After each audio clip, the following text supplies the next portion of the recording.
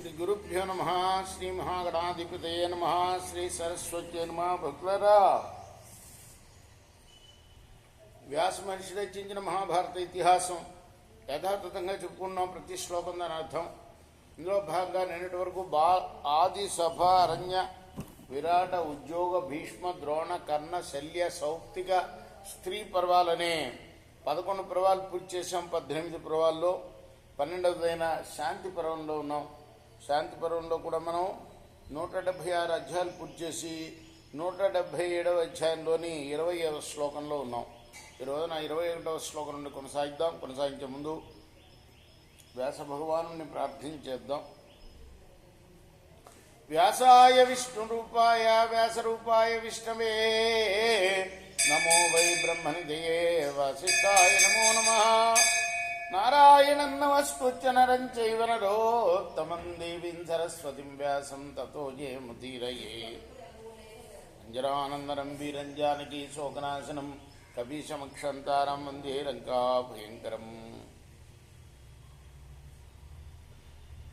సదా నింబవృక్షస్య మూలాధివాసాత్ సుధాస్రావిణం తిక్తమప్యప్రియంతం తరుం కల్పవృక్షాదికం సాధయంతం నమామీశ్వరం సద్గురుం సాయినాథం. సమర్థగురు సాయినాథ్ మహారాజ్ కీ జై.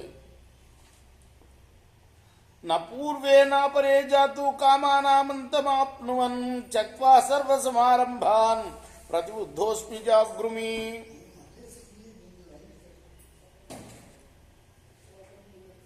ఇంతకు ముందు కానీ ఇక మీదట కానీ ఎవ్వరు కోరికల అంతు చూడలేరు. అంటే ఒక కోరిక తీరిన తర్వాత ఇంకో కోరిక, ఆ తర్వాత ఇంకో కోరిక, ఇలా దానికి అంతం ఉండదు. అంతాన్ని చూడలేరు.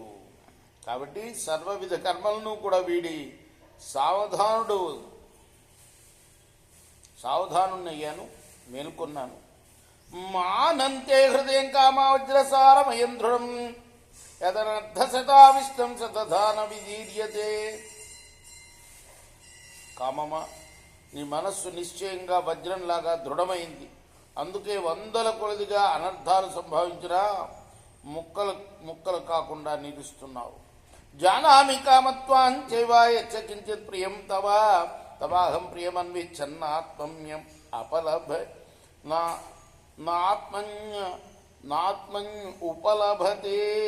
ఉపలభే సుఖం. కామమా, నీ గురించి, నీకు ఇష్టమైన దాని గురించి నాకు బాగా తెలుసు. నీ ప్రియం కోసమే నేను ప్రయత్నిస్తూ మనసా సుఖాన్ని పొందలేకపోతున్నా. కామజానామితే మూలం సంకల్పాచిరజాయసేన త్వాన్ సంకల్పయిష్యామి సమూలో న భవిష్యసి.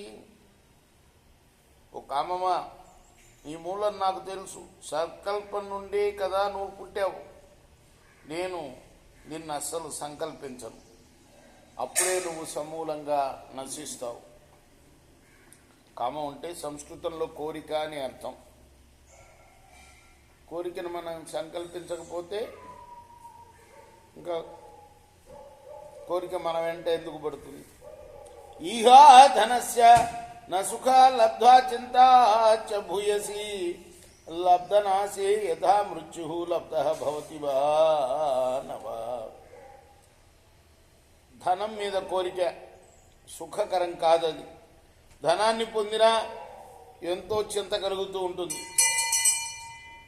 లభించింది నశిస్తే అది భీకరమైన పరిస్థితి. ప్రయత్నించినా కూడా ధనం లభిస్తుందో లేదో నిశ్చయంగా తెలియదు కదా. పరిత్యాగే నలభతే తతో దుఃఖతరం కిం నచ తుష్యతి లబ్ధేన భూయేవచ మార్గతి. శరీరాన్ని వదలడానికి సిద్ధపడ్డ ధనప్రాప్తి లేకపోతే అంతకన్నా బాధాకరమైనది ఉంది. దొరికిన దాంతో తృప్తి కలగదు, మరల వెతుకుతూనే ఉంటాడు. అనుతర్షులయేనార్థ సాధుగాంగమిదో యువోదకం మద్విలాపనమే తత్తు ప్రతిబుద్ధోస్మి సంచజా. రుచికరమైన గంగాజలంలాగా ధనం తృష్ణని అంటే కోరికని పెంచుతూనే ఉంటుంది. ఈ తృష్ణావృద్ధి నన్నే నశింపజేస్తుంది. ఇప్పుడు గ్రహించగలిగాను కాబట్టి నన్ను వదిలిపెట్టు.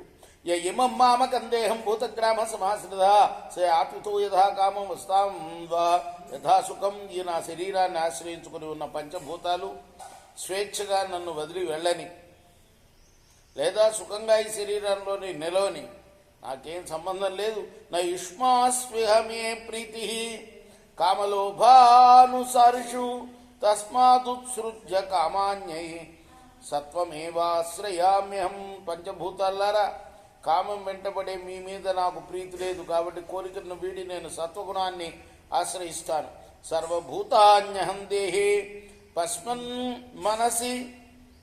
పశ్యన్మనసి చాత్మనః యోగే బుద్ధి శృతే సత్యం మనోబ్రాహ్మణి ధారయన్ విహరిష్యామ్యనాసక్తః సుఖీ లోకాన్ని రామయ ఏయామాహం త్వం పునర్నైవ దుఃఖేషు ప్రణిదాస్యతి.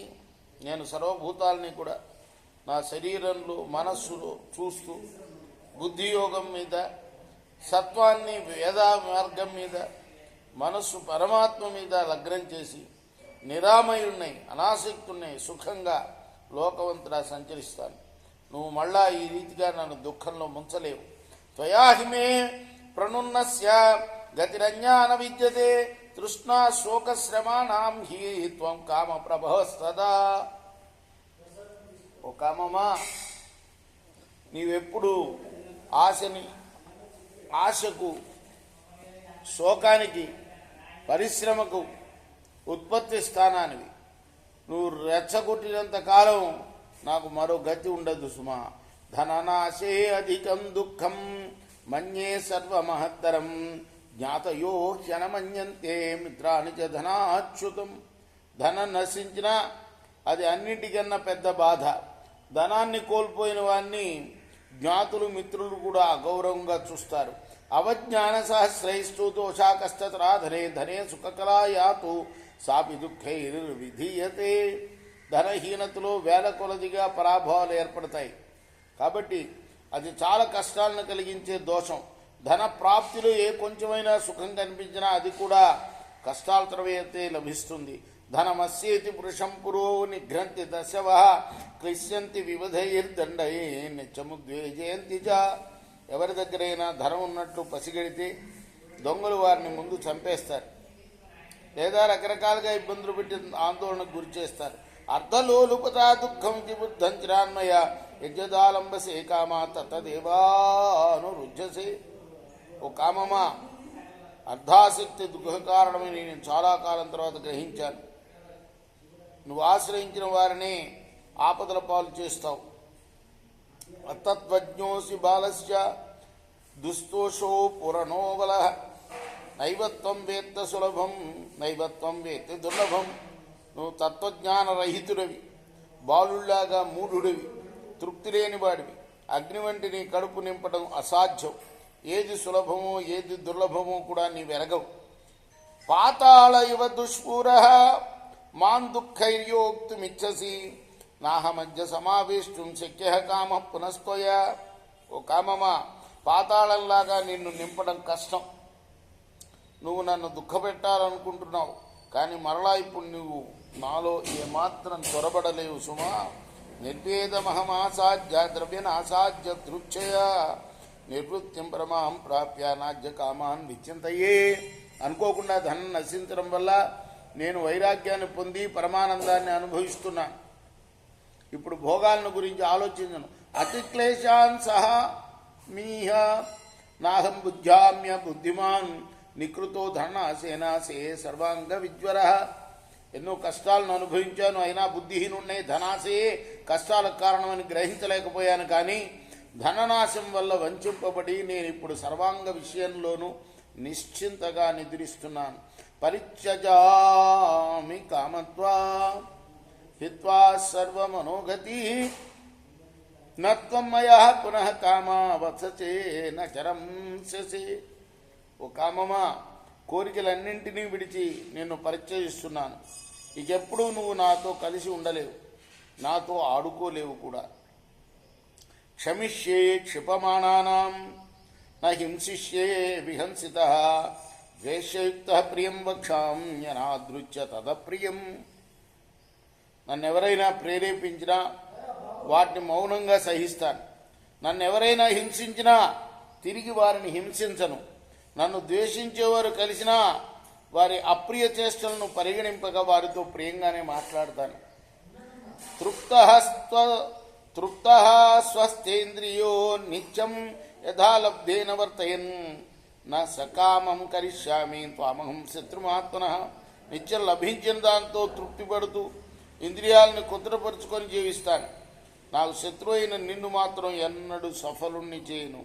నిర్వేదం నిర్వృతిం తృప్తిం శాంతిం సత్యం దమం క్షమాం సర్వభూతదయాం చైవ విద్ధిమాం సంపాగతం. నేను నిర్వేదాన్ని, ఆనందాన్ని, తృప్తిని, శాంతిని, సత్యాన్ని, దమాన్ని, క్షమను, సర్వభూతదయను పొందాను. ఈ విషయాన్ని నీవు గ్రహించు. తస్మాత్ కామశ్చ లోభశ్చ తృష్ణాకార్పణ్యమేవ త్యజంతు మాం ప్రతిష్టంతం సత్వస్థో ఇత్యస్మి సాంప్రతం. కాబట్టి కామం, లోభం, తృష్ణ, కృపణత్వం నన్ను విడిచి వెళ్ళాలి. నేను మోక్షార్థిని. ఇప్పుడు నేను సత్వగుణంలో నిలిచిన వాడిని. సహాయ కామం లోభంచ సుఖం ప్రాప్తోస్మి సాంప్రతం నాజ్యలోభోషం ప్రాప్త దుఃఖం ప్రాప్స్యామ్యవాత్మవాన్. కామలోభాలను పరిత్యజించి ఇప్పుడు సుఖాన్ని పొందాను. పరవశుడైన వ్యక్తిలాగా ఇప్పుడు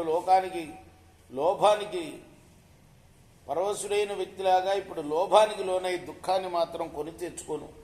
యజ్జతి కామానాం తత్సుఖస్యాభిపూర్వతే కామస్య వశగో నిత్యం దుఃఖమేవ ప్రపంచతే. ఏ కోరికలను విడిచిపెడితే ఆయా కోరికలకు సంబంధించిన సుఖాన్ని పొందవచ్చు. కామానికి లోనైతే మాత్రం నిత్యం దుఃఖమే కలుగుతుంది సుమా. కామానుబంధం నుదతే యత్కించిత్ పురుషో ప్రజ కామక్రోధోద్భవం దుఃఖం అక్రీరతిరేవచ. కామంతో సంబంధం గల ఏ రజోగుణాన్నైనా మనిషి దూరం చేసుకోవాలి. దుఃఖం, సిగ్గులేనితనం, అసంతృప్తి అనేవి కామక్రోధాల వల్లనే కలుగుతాయి. ఏష బ్రహ్మ ప్రతిష్టోహం గ్రీష్మే శీతమివ క్రదం శామ్యామి పరినిర్వామి సుఖం మాపేతి కేవలం.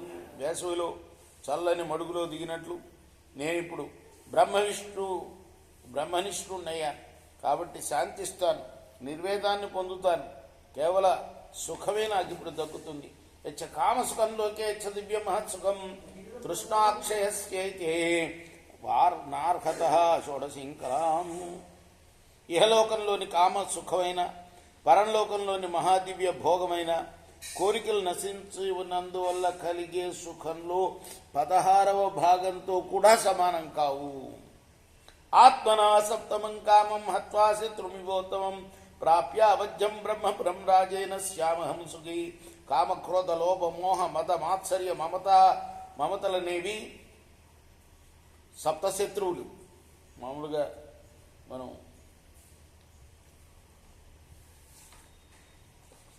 6 అంటాం కదా, ఇక్కడ 7 చెప్పారు.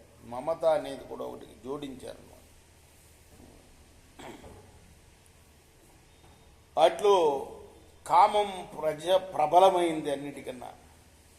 ఆ 6తో పాటు కామాన్ని నశింపజేసి అనశ్వరమైన బ్రహ్మపురంలో నిలిచి రాజులా సుఖంగా ఉంటారు. ఏతాం బుద్ధిం సమాస్తాయ మంకిర్నిర్వేదమాగత సర్వాన్ కామాన్ పరిత్యజ్య ప్రాప్య బ్రహ్మ మహత్సుఖం. ఈ బుద్ధిని పొంది అన్ని కోరికలను విడిచి నిర్వేదం పొంది పరమానంద స్వరూపమైన పరబ్రహ్మను పొందాడు. ఎవరు? ఆ మంకి అనేవాడు. వాడి పేరు, దీని పేరే మంకి గీత అని. దమ్యనాశకృతే మంకి అమృతత్వం కిలాగమాత్ అచ్చిన్నత్ కామ మూలం సహా తేన ప్రాప మహత్సుఖం. ఎప్పుడైతే కోడెలు పారిపోయాయో, ఏదో ధనం సంపాదించుకోవాలి, కాస్త భూమి దున్నుకొని సుఖపడాలి అని 2 కోడెలను కొనుక్కొచ్చాడు. ఆ కోడెలు కాస్త పారిపోయాయి. ఒక ఒంటె మీద నుంచి దాటిపోతుంటే ఆ ఒంటె వాటిని చంపేసింది. అలా ఆ కోడెలు నశించిన కారణంగానే మంకి అనేవాడు అమృతతత్వాన్ని పొందగలిగాడు. కామ మూలాన్ని ఖండించి తద్వారా మహాసుఖాన్ని పొందాడు అని ఇదంతా కూడా ఈ మంకి గీత అని పెద్దలు చెప్పే ఒక ఇతిహాసాన్ని భీష్ములు వారు ధర్మరాజుకు చెప్పారు. ఇది శ్రీ మహాభారతి శాంతి పర్వని మోక్షధర్మ పర్వని మంకి గీతాయాం సప్తసప్తత్యధిక శతమోధ్యాయ. ఇది వ్యాస మహర్షి రచించిన మహాభారత ఇతిహాసంలోని శాంతి పర్వంలోని 177వ అధ్యాయం. రేపు మనం 178వ అధ్యాయం ప్రారంభం చేద్దాం. కృష్ణార్పణమస్తు. సాయి కృష్ణార్పణమస్తు. స్వస్తి ప్రజాభ్య పరిపాలయంతాం న్యాయేన మార్గేణ మహిమహీష. గోబ్రాహ్మణేభ్య శుభమస్తు. నిత్యం లోకాః సమస్తాః సుఖినో భవంతు. కృష్ణార్పణమస్తు. సాయి కృష్ణార్పణమస్తు.